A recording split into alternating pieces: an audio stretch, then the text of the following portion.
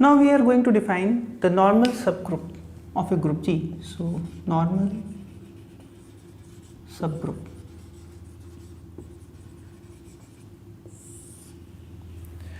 So what is a normal subgroup? A subgroup H of a group G is called normal if each of its left coset is equal to the right coset, that is AH is equal to HA for all A in G, then this subgroup is called normal subgroup. We denote it as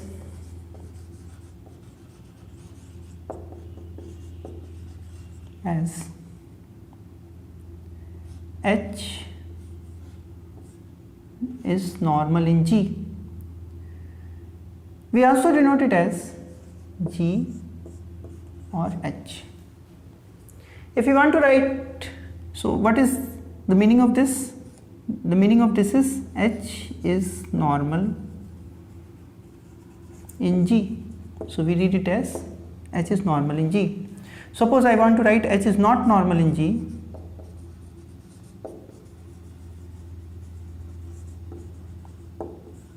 Then how will we write H? This is normal and this is not normal in G, or G not normal H. For example,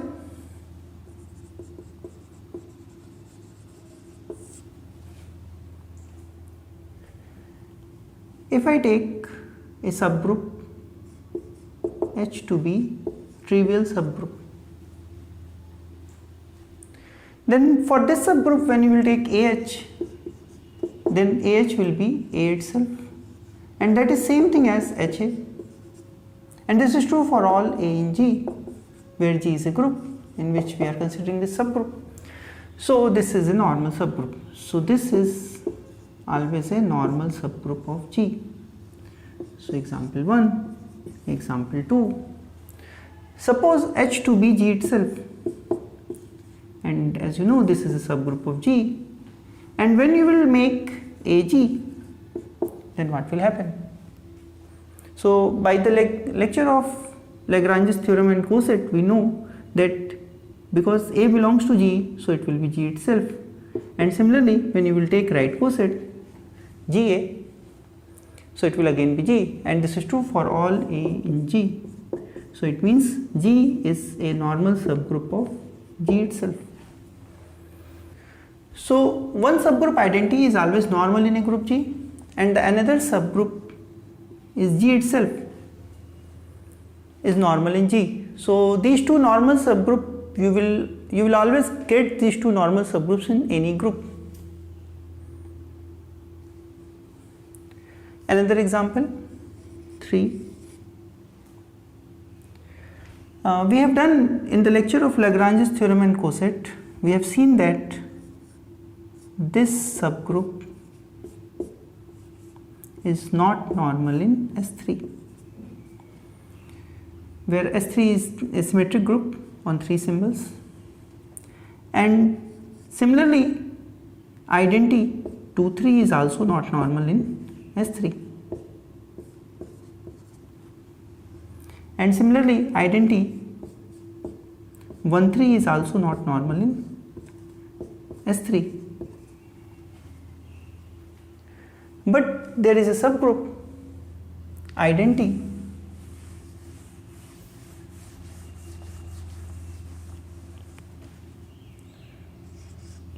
identity 1, 2, 3 and 1, 3, 2, and this subgroup is normal in S3.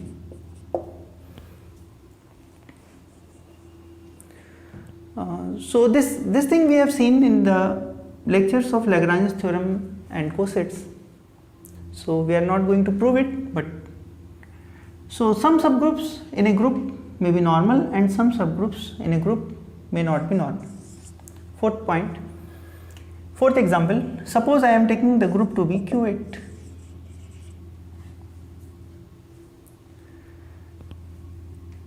And take the subgroup H to be 1 minus 1 I minus I. So what is its coset? So suppose I am taking its coset. As you can see that order of this Q8 is 8, and the order of this subgroup is 4. So when you will make its coset AH, where A does not belongs to H, the order of this will also be 4. We have seen these things in case of Lagrange's theorem and cosets and Lagrange's theorem. So if I take A in which is not in H, then AH, the order of AH will be 4, and AH intersection H will be 5. So total group has 8 elements and this H has 4 elements. So what this AH will be? This AH will be, if A does not belongs to H, the AH will be the remaining elements, that is K minus K, J and minus J. So these are the elements of AH, and this same situation is with HA, and this is true for all A not belongs to H, and if A belongs to H, then HA and AH will be equal to H. So this identity is always true in this case. So HA for all A in G. So I have shown this thing through an example, that if the order of the subgroup is half of the order of the group, then that subgroup is always normal. So we can actually write it as a subgroup of index 2 is always normal in a group.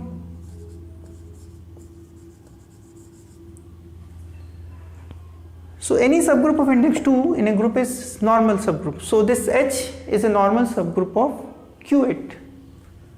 This H is a normal subgroup of Q8. This H is a normal subgroup of Q8.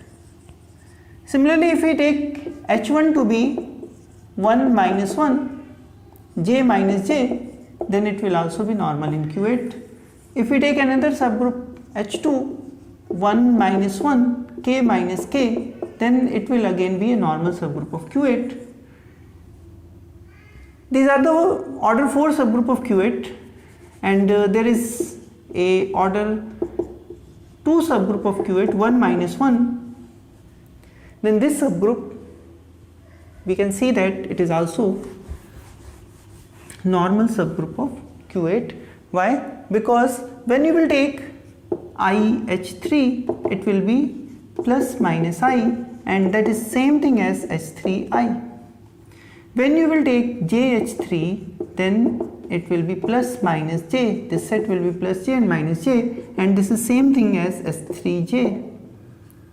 And same thing is with minus I S3 if you will determine, or S3 minus I, and similarly if you will determine J minus S3 or you determine S3 minus J, you will get the same cosets. And similarly KH3, KS3 will be plus minus K. This is H3K. So each left coset and right cosets are equal. So this is also a normal subgroup of Q8. So in general we have seen all the subgroups of Q8. So in Q8 these three are the 4 order subgroup, this is the 2 order subgroup, identity subgroup and Q8. So all the subgroups of Q8 are normal. So all subgroups of Q8 is normal. So this is another example, and this is actually one observation, that any subgroup if it is of index 2 in a group, then that subgroup will be a normal subgroup. Now come to the another example, example number 5.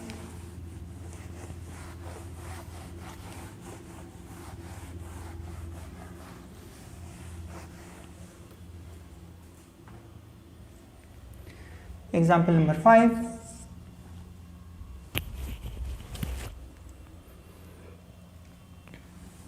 Suppose G is a group and I am taking a subgroup, that is the center of G, that consists of those X in G such that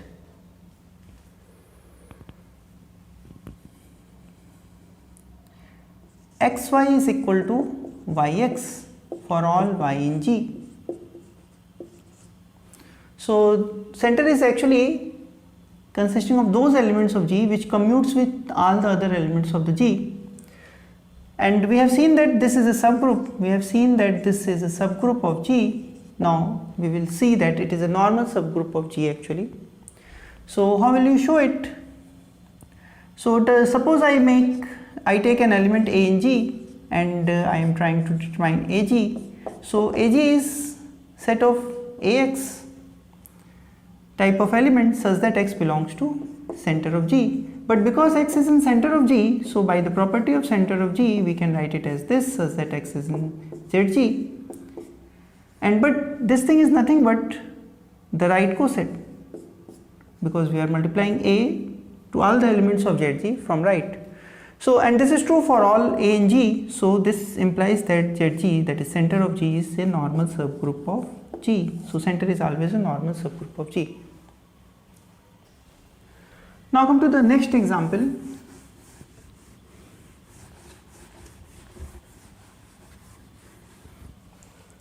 So example number 6. Suppose G is an abelian group. Abelian group.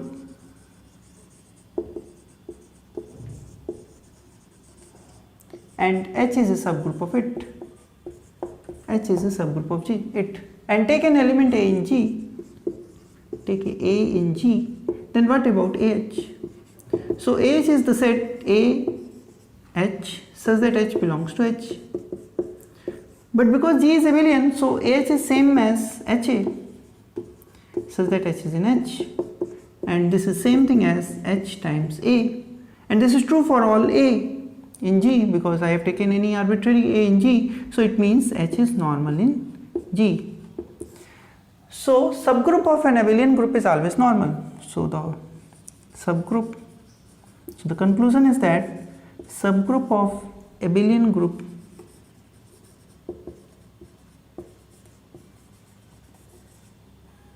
is normal subgroup.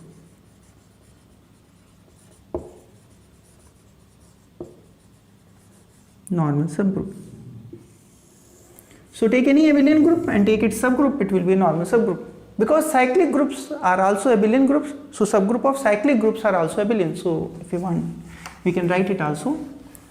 Subgroup of cyclic group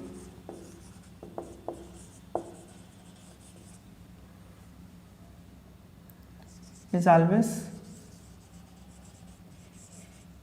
normal. Normal means normal subgroup. So take any cyclic group and take its subgroup, it will be normal. Take any abelian group and take its subgroup, it will be normal. Any subgroup of index 2 in any group, whether it is a finite group or infinite group, it will be normal. So these are example of normal subgroups. Now one more thing I would like to tell, that as we have seen that if we have a group G, then always it has two subgroup E and G, and these two subgroups are always normal in the group G. But if the group has only these two normal subgroup, then that group is called simple. So let me define this simple group. Simple group. A group is called simple if E. So let me denote it by G. If E and G are its only normal subgroup,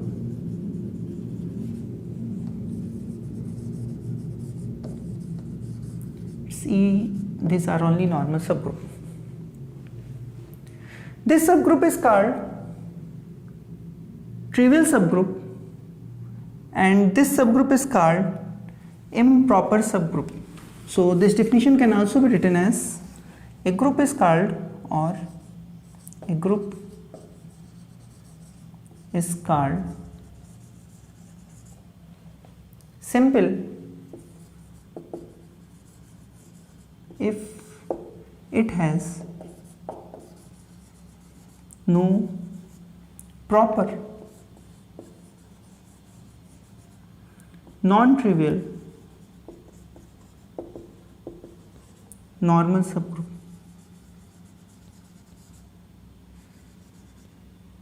Normal subgroup.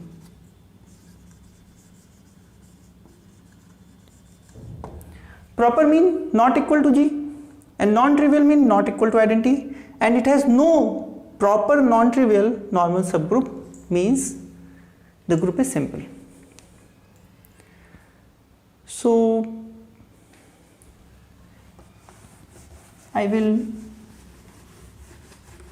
there are so many simple groups.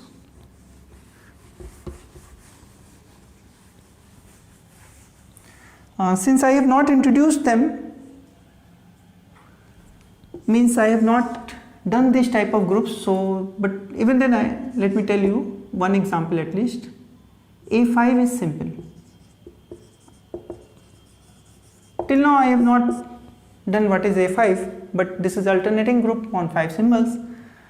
This is a simple group. We will do it when we will do the symmetric group. And similarly, An for n greater than equal to 5 is simple. So we will do it later on. And there are several simple groups.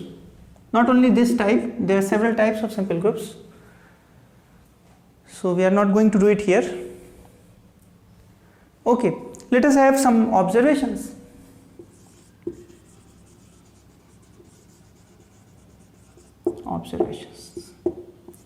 So let me have first observation. In the definition of normal subgroup, we have taken, so suppose G is a group, H is its normal subgroup. Then what we have taken in the definition is that AH is equal to HA for all A in G. Now what is this AH? This AH is AH such that H is in H. And what is this HA? This HA means HA such that H is in H. One thing you should observe that this set is equal to this set. It does not mean that AH is equal to HA. This is not true. Let me show you by example that this is not true.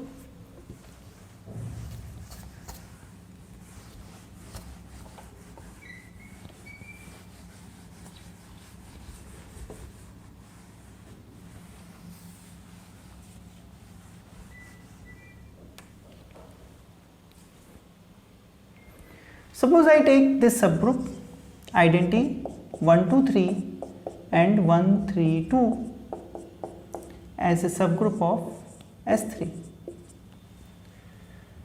This is H. So I take one element 1 2 3 here, and suppose I take A is equal to 1 2 in the group S3, and now let me multiply it by 1 2. So when we will multiply it by 1 2, what will we get is that 1 is going to 2, 2 is going to 1, so 1 is fixed, so it is 2 3. And now when we will multiply 1 2 3 with 1 2, then what will we get? 1 is going to 2, 2 is going to 3, so 1 is going to 3, 3 is going to 1, 2 is going to 1, 1 is going to 2, so this is 1 3. Similarly, what is 1 2? 1 3 2. So 1 2 1 3 2 is 1 is going to 3, 3 is going to 2, 2 is going to 1, so this is 1 3, and 1 3 2, 1 2 if we will take, it will turns out to be 2 3. So what does it means is that when we will determine 1 2 h, so 1 2 h will be, we will multiply 1 2 to all the elements of h, so 1 2 with identity will give you identity, 1 2 this will be 2 3, and 1 2 with 1 3 2 will give you 1 3. But when we will determine h12, it turns out to be 1 2, then we will multiply 1 2 from the right side to 1 2 3, it will give us 1 3, and 1 2, and this is 2 3. So as you can see that, as I said, both are equal, but these two elements are not equal. These two elements mean 1 2 into 1 2 3, 1 2 into 1 2 3, and 1 2 3 into 1 2. These two elements are not equal. These are not equal. So never be confused that if AH is equal to HA, then you write AH is equal to HA for any particular element. So this may happen, but it is not necessary that this is true. For example, it is not true here, but if the group is abelian, that of course it will happen, or for some elements it may happen, but it is not in general true that these two are equal. Similarly, you can see that these two are also not equal. These are not equal element. So now come to the next observation, observation number 2. So let me state it here.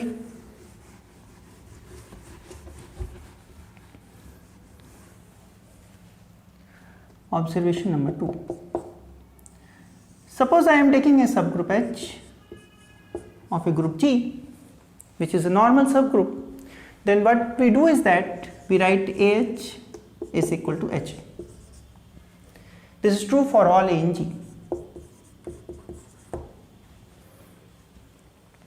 So what is the meaning of this? The meaning of this set is AH such that H is in H, and the meaning of this is HA such that H is in H. Now suppose I multiply to these sets by A inverse from the right. So what will happen if I write AH A inverse is equal to HA and A inverse? What will happen with this set? As you can see that this is HA, and A inverse will be multiplied to all the elements such that H is in H. So this set will become, because by associativity in place of this composition, we can first compose A and A inverse. So we can write bracket here, and it will give you identity, and identity into H will be H. So S says that H is in H, so it is actually H. So in this expression, if I multiply A inverse from right on both the sides, then what will we get is that AH A inverse is equal to H, and for all A in G. And if we want to go from here to here, then what we can do is that we can multiply A from the right side to this expression. So we will get this thing. So these two things are same.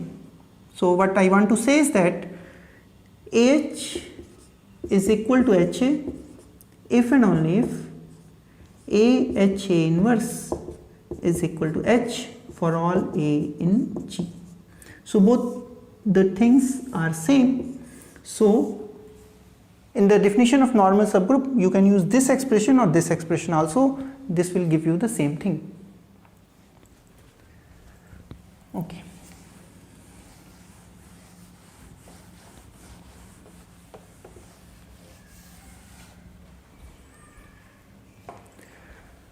Now observation number 3. Suppose H is a subgroup of a group G such that AHA inverse is contained in H for all A and G. Here, for being a normal subgroup, we have to take AHA inverse is equal to H. But suppose AHA inverse is contained in H. and but this is true for all A in G, then what will happen? Then what will happen?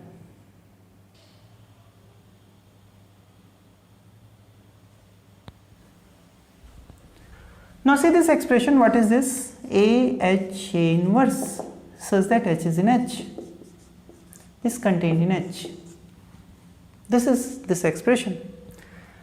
If I multiply this set by A inverse and by A from this side, then clearly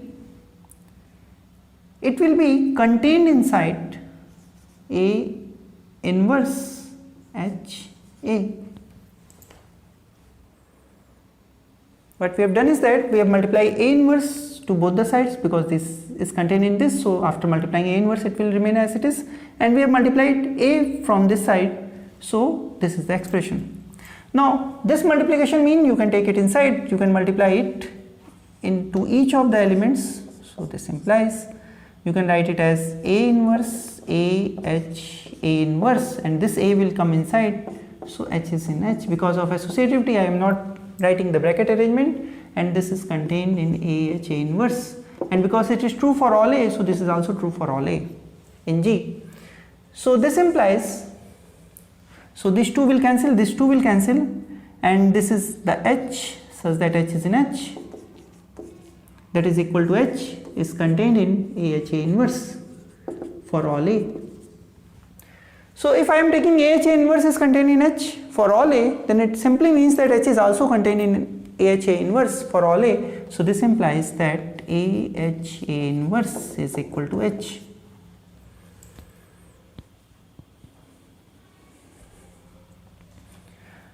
Or okay, let me conclude here only that okay, let me write it here like this: A H A inverse, and this is if and only if you can reverse the process, So if this is contained in this, then this is contained in this for all A in G, and this simply means that this will happen if and only if A H A inverse is equal to H. So A H A inverse is contained in H if and only if this is true for all A in G. So we get another expression for normal subgroup: AH is equal to HA, this thing or this thing, these all are same.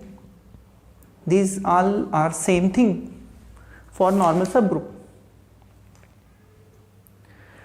Now further come to the another observation number 4.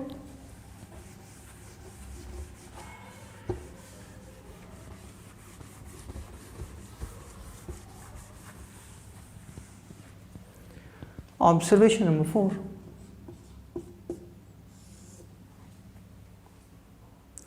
Now suppose H is a subgroup of the group G.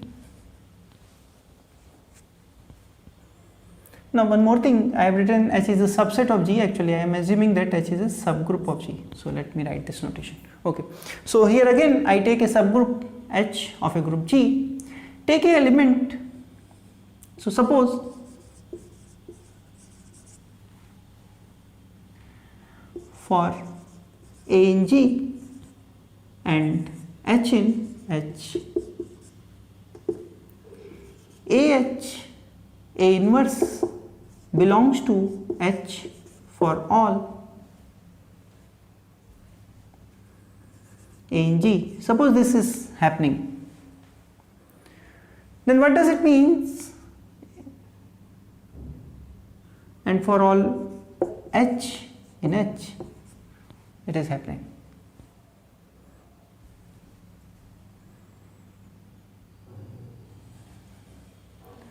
So what we have done is that suppose A is in G and H is in H, then we write this expression, and then I am saying that suppose it is true for all A in G and for all H in H, then what will happen is that because it is true for all H in H, so we can think of AH A inverse such that H is in H is contained in H for all A in G. We can write it like this. So we can, this expression can be written as this is contained in H for all A in G. So these two things are same.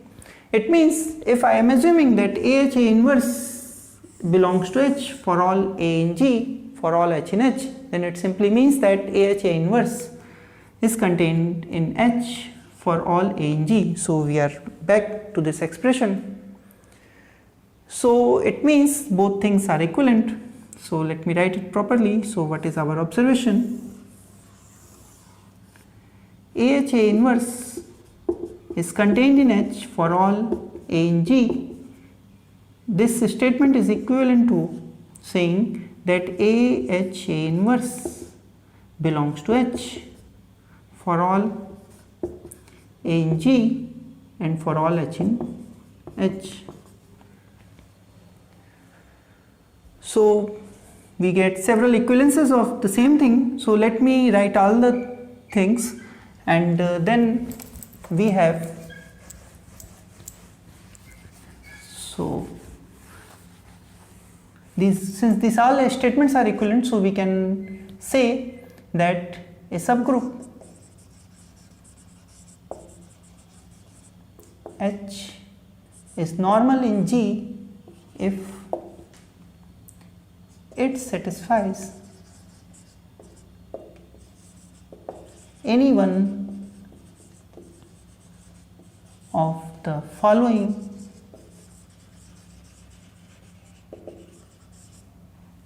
equivalent statements. So following statements are equivalent. First thing, AH is equal to HA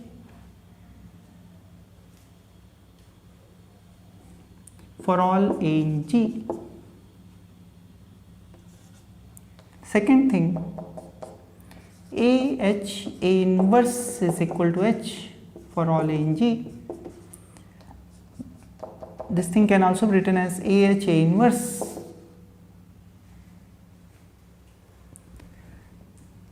is contained in H for all A in G. We have seen it, and then we have also seen that AH A inverse belongs to H for all A in G and for all H in H. So this is the summary of what we have done up to now.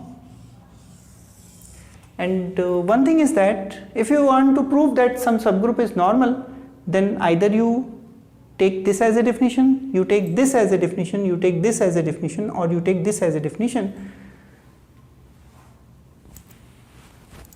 So you can apply any of these definition and you can prove that a given subgroup is normal. So we will give the example, some more examples in which we will use different definitions like this.